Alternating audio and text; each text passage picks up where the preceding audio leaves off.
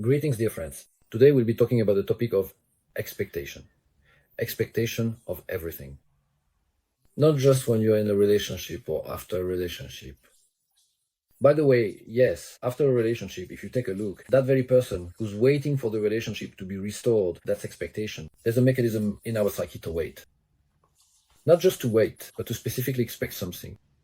When you're in a relationship, I expect a certain kind of behavior from the person that they'll be caring, affectionate, that this person will bring me coffee in bed, or organize some kind of celebration, that they'll finally give me flowers. Come on, isn't it obvious?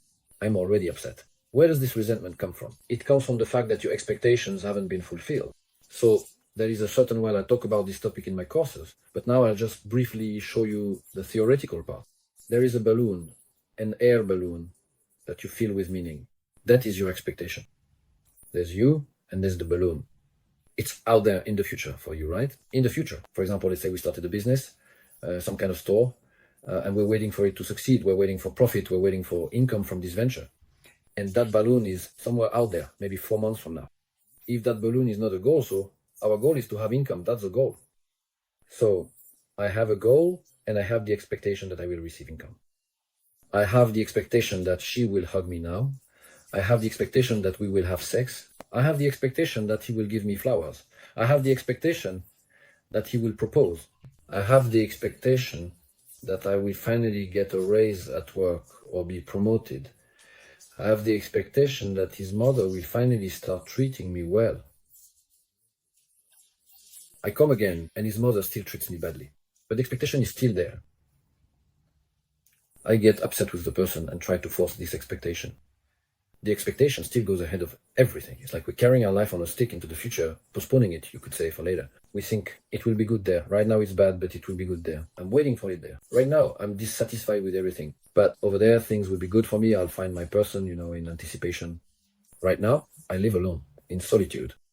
And I have this expectation that I'll find the one, that very person. Once I find them, everything will be just wonderful, amazing, absolutely fantastic.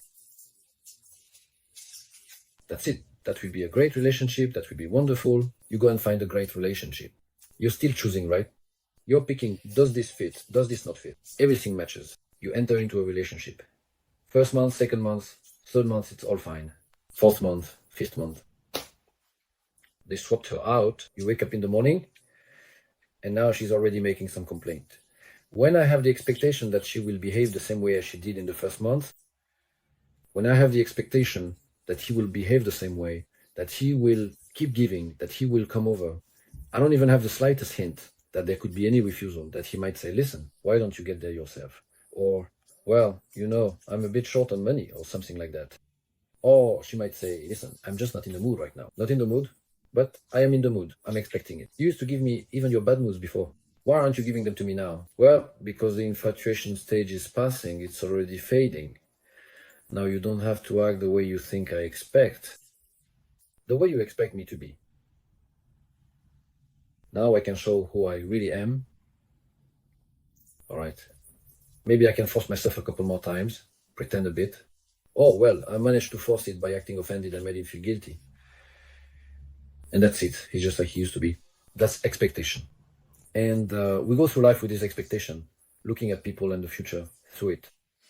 And it seems like that's how things are supposed to be. In fact, everything is arranged the way it is arranged. Everything is as it is. You can have a goal, you can have a desire, it comes from within me, like a beam pulling me forward. The beam pulls in that direction. Expectation is a beam pointing there, and now there's already a little ball. And so we walk around with this little ball. Expectation. I expect to be hired for the job. I expect to be approved for this salary. I expect to get my visa processed, to have my visa approved. I expect. There it is, this little ball at the end of desire, goal, desire. And then it's attached. Expectation is harmful. But anyone who has gone through a breakup understands that expecting to get back together is harmful. It's harmful to future relationships. It's harmful to your own state because you just sit and wait. You keep checking your phone, watching to see what's happening, when it will happen, whether they'll write, call, or come. You actually have options. If you look into your subconscious, take a step back, yes, away from expectation. Expectation is like a little bubble in our mind, and you can step back from it. What are we really waiting for there? that he'll finally propose, or that he'll take some responsible step and say to me, let's do this, let's do that. Expectation. It's a soap bubble. It's an image that's been formed. What should you do? You need to expose it, ideally expose it. Or you can work through it. You need to take a step back into the desire, into that little ray that's pulling you somewhere. But where to, whatever happens, happens. There is a desire. There is a desire to start a good business. There is a desire for her to come back for the relationship. A desire to find your person. A desire for health to return. I hope and desire. You can stay in this in desire. Pure desire. Intense desire. How strong is my desire? Is it a 10, a 50, a 100? How intense is my desire? Or you can just focus on the goal. I have a goal. We set that goal out there and that's it. Like a written goal. I want to find my person.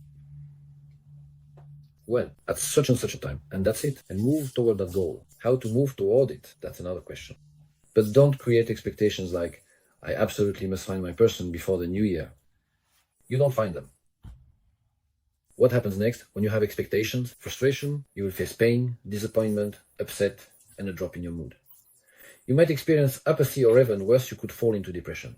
You'll end up with chronic rejection. You'll start seeing yourself as a failure.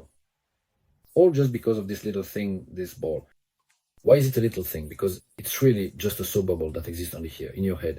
But figuratively, you can imagine it somewhere out there, on the stick of desire, attached with a hook as a goal. An empty goal. Do you need to achieve the goal itself? Or do you want to enjoy the process of anticipation? If you're after the thrill, then be prepared that most of your expectations won't be fulfilled. Yes, so you should have a goal, you can have a desire and strive toward it. But desire is also a separate issue. Do you even need to have them? That's something else I wanted to share with you. Get rid of expectations and live only for the goal or the desire. And then let things happen as they will. But do everything you can